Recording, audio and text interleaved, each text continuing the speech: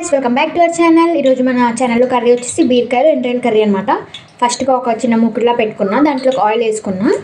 So oil heat అయ్యాక మనం ఇందులోకి ఏం చేసుకోవాలంటే మనం ఎండ్రాయిలు వాష్ చేసి పెట్టుకున్నాం, అది వేసుకొని కొంచెం ఫ్రై చేసుకున్నాం.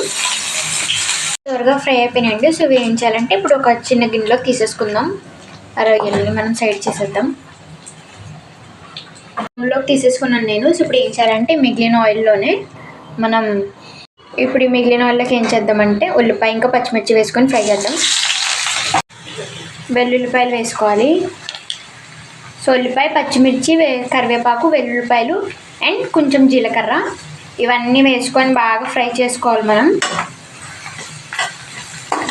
అయితే బాగా ఫ్రై అయిపోయింది కదా. ఇప్పుడు ఏం చేయాలంటే ఇందులో మనం కట్ చేసి పెట్టుకున్న బీరకాయలు కూడా వేసుకొని మగ్గించుకోవాలి, మూత పెట్టేయాలి. కాసేపు మగ్గాక ఇప్పుడు మళ్ళీ చూపిస్తాను మీకు ఎలా ఉంది ఏంటనేది. ఇప్పుడు ఒకసారి దీన్ని బాగా కలిపేద్దాం. మనం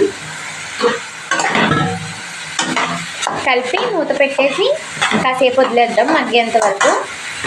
తీసి చూద్దాం మగ్గిందో లేదో.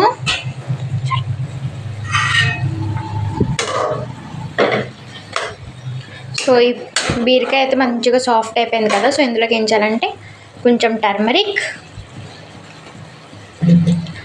అదే ఇంకా ఉప్పు, కారం, పసుపు అన్నీ వేసేసుకోవాలి.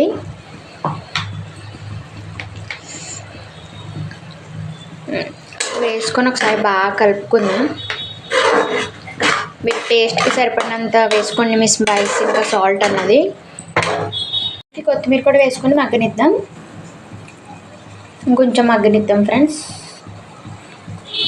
ఇక్కడ మన కర్రీ అయితే దగ్గరికి వచ్చింది కదా అన్నీ. సో ఇప్పుడు ఏం చేయాలంటే ఇంకా స్టవ్ ఆఫ్ చేసే ముందు మనం ఇందాక ఫ్రై చేసి పెట్టుకునే ఎండ్రాయిల్ అయితే ఇలా పైన వేసుకొని కలిపేసుకోవాలన్నమాట. సో ఒకసారి మనం మిక్స్ చేద్దాం బాగా. సో మన కర్రీ అయితే రెడీ అయిపోయింది. చూసారా ఎంత ఈజీగా అంత బాగా చేసుకున్నామో. మీరు కూడా ట్రై చేయండి. సో మనం ఎండ్రాయిల్ ఇలా ఫ్రై చేయడం వల్ల మంచిగా అక్కడక్కడ క్రిస్పీగా వస్తుంది బాగా టేస్ట్ అయితే. చూసారు కదండి మన కర్రీ అయితే రెడీ అయిపోయింది. మీకు కనుక నచ్చితే లైక్ చేయండి, షేర్ చేయండి, సబ్స్క్రైబ్ చేసుకోండి.